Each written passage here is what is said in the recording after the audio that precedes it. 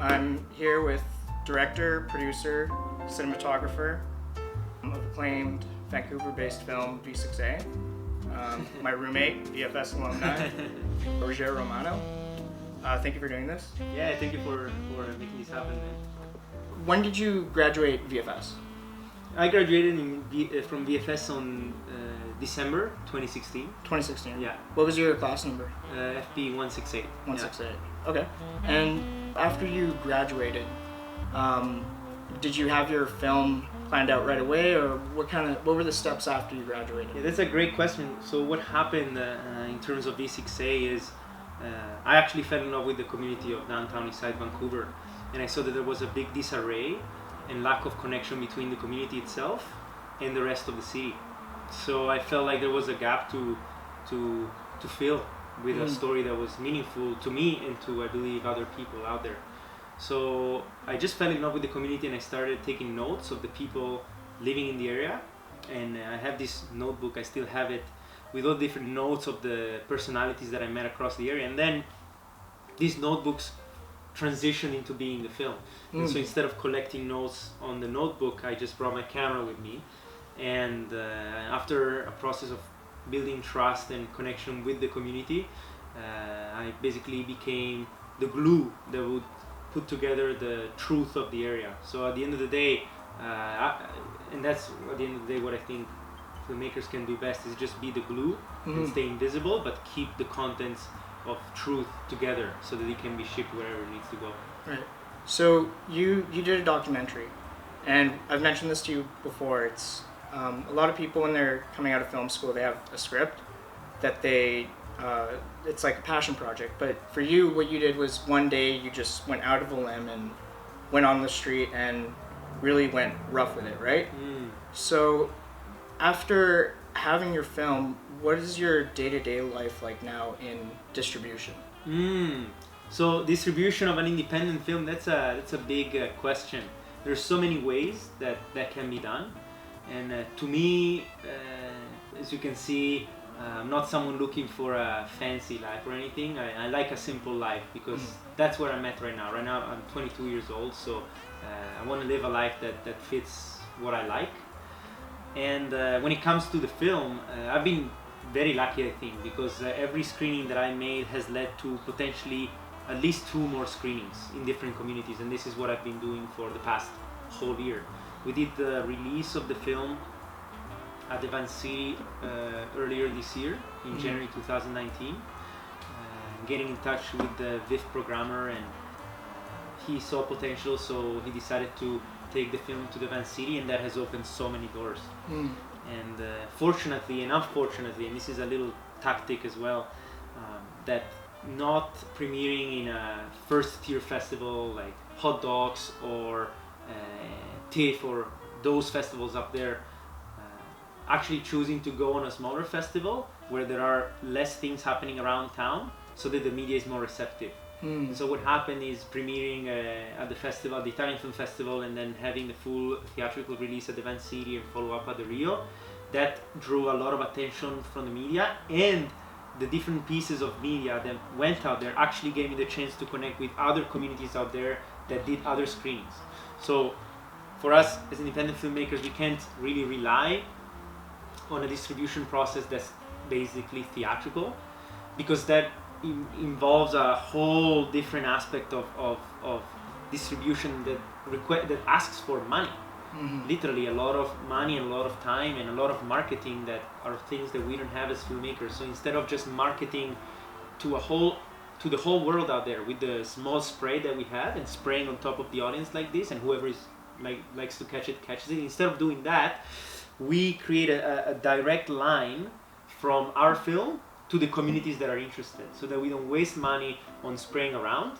Yeah, so a lot of what you've done is you've, as you mentioned, just taken the community and really grown from that, and that's your passion. So you mentioned Italian Film Festival. Something special about you is that you're an international student, and I hear a lot of friends who are international students say that they want to go back back home after VFS and try making something at home with what they've learned. what advice do you have for international students? That's a good point. Well, international students, right there. Something I can say is, if you do feel that there is potential here in Vancouver, if you do feel that this is the place where you have to be, then this is where you have to be, and there is so much potential. But again, I truly believe I'm a believer in the feeling. If your heart tells you to go back home, it's because maybe there is something back home that you have to do. At the end of the day, is you have to look at Canada and your home country as two different arenas, two different places where you can build and grow.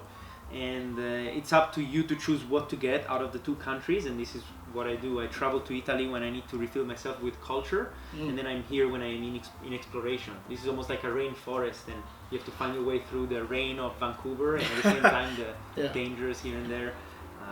But it's worth it. I think the game on both lands is worth it.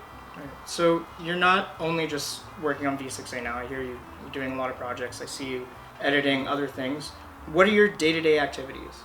Day-to-day activities. Yeah. Well, my week is spread in a. I do have my routines, but I'm lucky because I'm not pulled into a 9-to-5 job. Yeah. And this is something that V6A has allowed me to do, because with the screenings you work around the screenings, so you decide your routine, you decide your day, and I think that this is a great advantage for us as filmmakers, because being an independent filmmaker is not only independency of creativity, it engulfs so many different components, like independency of time. I can choose when to release my film, how to release it, what to do with it, and how to manage my time to make that happen. And this is something that's only achievable if you truly embrace the full spectrum. So not only learning development, pre-production, production, and post-production, but discovering the immense world of distribution, which is basically business. Mm-hmm. And there is nothing wrong with that part. When it comes to distribution for our times, in just the past decades, of course, are a big. There's been a big change in the way films and content is consumed. Right, with a lot of like streaming and online services. Yeah. So who do you go to when you talk a lot about screenings, and I know you have a lot. How do you set something up like that? Like, who are you approaching?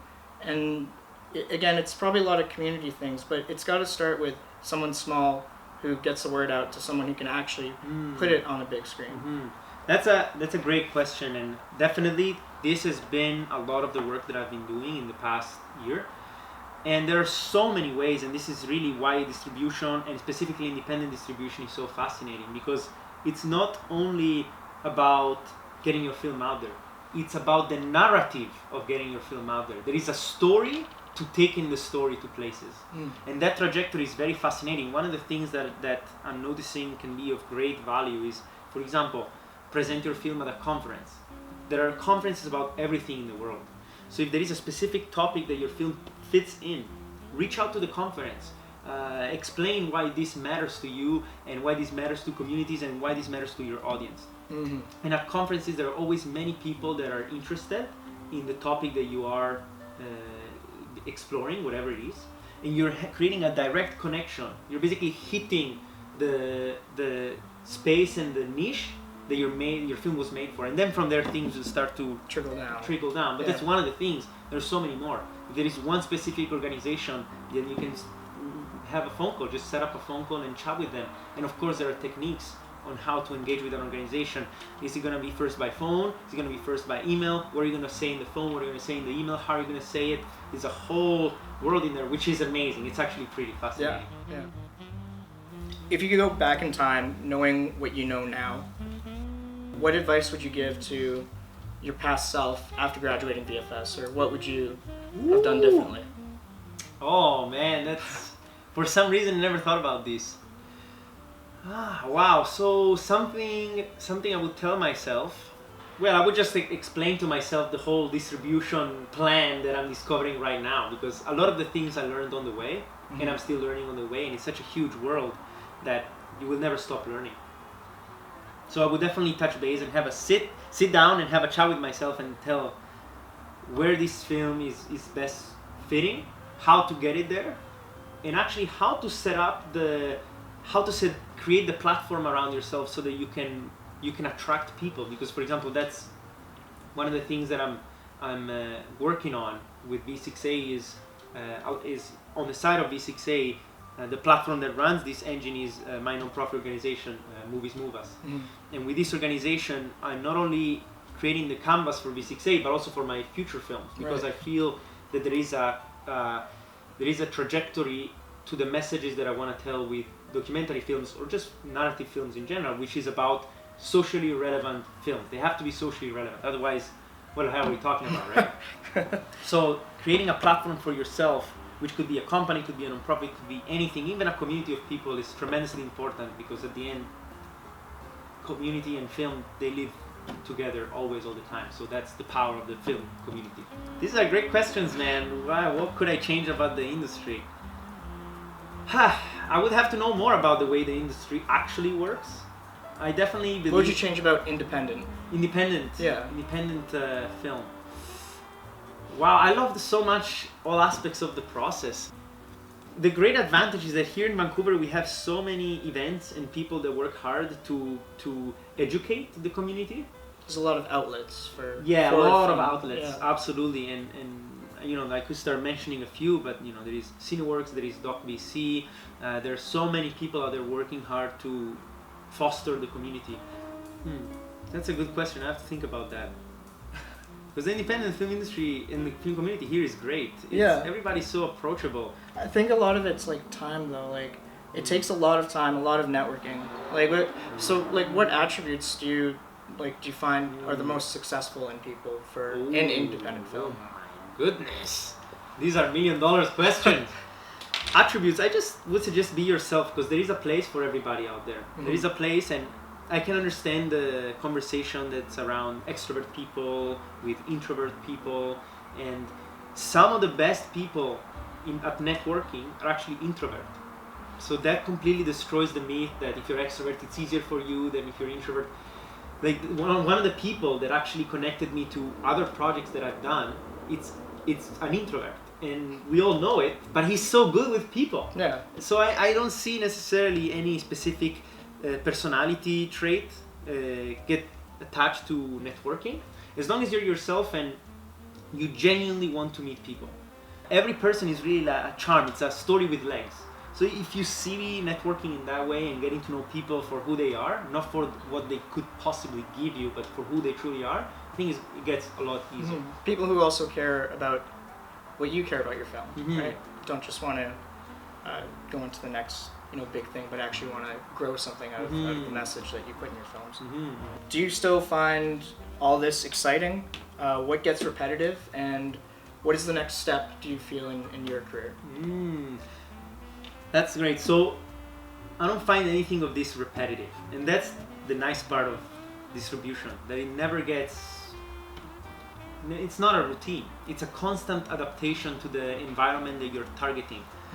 And you learn so much. It's really the real education comes from going on the ground with both feet. You have to step into the world of film with both feet.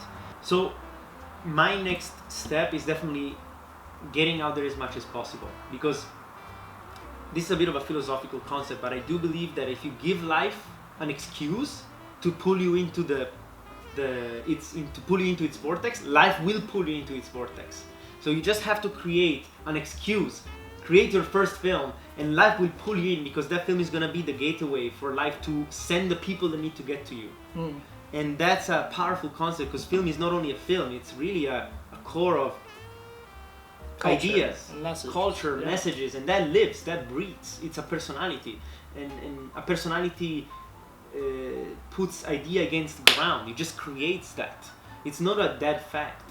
It's not a dead fact like the many things that live on the internet. It's not a dead thing. It's an alive thing, and it's alive because there are people that are willing to project that life into the film. Because when you have a screening and you notice that more screenings come to life, is because there is a thirst. And so if there is that thirst, the film is alive. The moment there is no more thirst, the film is dead. So our journey is to be the caretaker of the film, that takes care and makes sure that the film, like a bonfire, stays alive. Yeah. Right on. Cool. Thank you, man. Amazing, Thank you for doing this. You did a great job, man. It was good. Thank you. Great. Okay. Good stuff. Make it happen, people.